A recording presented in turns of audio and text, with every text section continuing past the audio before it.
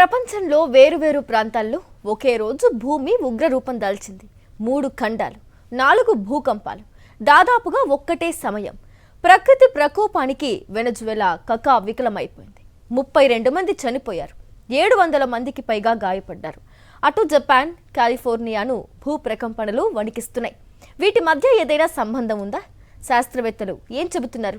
100 ఏళ్లలో ఎన్నడూ చూడని ప్రకృతి విపత్తు వెనుజువెలాను కుదిపేసింది. వరుసగా సంభవించిన 2 భారీ భూకంపాలు విధ్వంసం సృష్టించాయి. వందల భవనాలు నేలమట్టమయ్యాయి, బ్రిడ్జిలు కూలిపోయాయి, రోడ్లు చీలిపోయాయి. ప్రాణభయంతో ప్రజలు పరుగులు తీశారు. రాజధాని కారకాస్ సహా పలు ప్రాంతాలు భూకంప తీవ్రతకు చిగురుటాకుల్లా వణికిపోయాయి.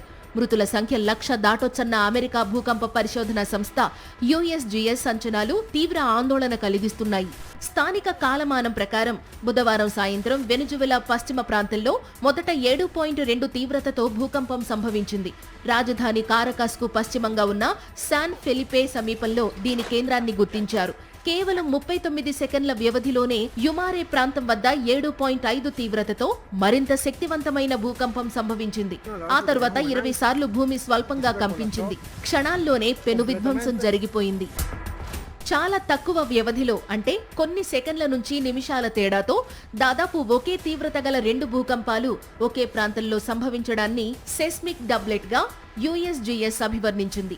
ఒకసారి భూకంపం వచ్చిన తరువాత తక్కువ తీవ్రతతో చిన్న చిన్న ప్రకంపనలు రావడం సహజమే. కానీ డబ్లెట్ విషయానికొస్తే రెండోసారి వచ్చే భూకంపం కూడా దాదాపు మొదటి దానంత తీవ్రంగా ఉంటుంది.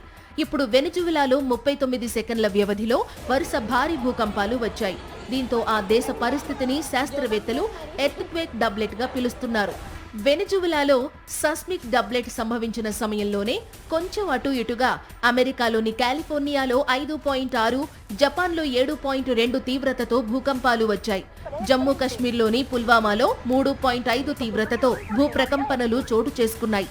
ప్రపంచంలోని వేర్వేరు చోట్ల ఒకే రోజు భూమి ఉగ్రరూపం దాల్చడంతో వీటి మధ్య ఏమైనా సంబంధం ఉందా అనే ప్రశ్నలు ఉత్పన్నమవుతున్నాయి. అయితే దీనికి కాదు అనే సమాధానమిస్తున్నారు శాస్త్రవేత్తలు. ఈ భూకంపాలు వేర్వేరు ఫాల్ట్ సిస్టమ్స్, ప్లేట్ బౌండరీల్లో సంభవించాయి. అంటే వాటి మధ్య సంబంధం లేదని చెబుతున్నారు. ఒకదానిని మరొకటి ప్రేరేపించలేదని స్పష్టం చేశారు. ప్రస్తుతం వెనుజువెలా వ్యాప్తంగా సహాయక చర్యలు కొనసాగుతున్నాయి.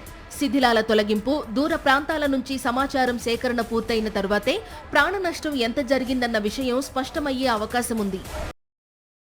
మరిన్ని అప్డేట్స్ కోసం ఛానల్ను సబ్స్క్రైబ్ చేయండి. నోటిఫికేషన్స్ కోసం బెల్ ఐకాన్ పై క్లిక్ చేయండి.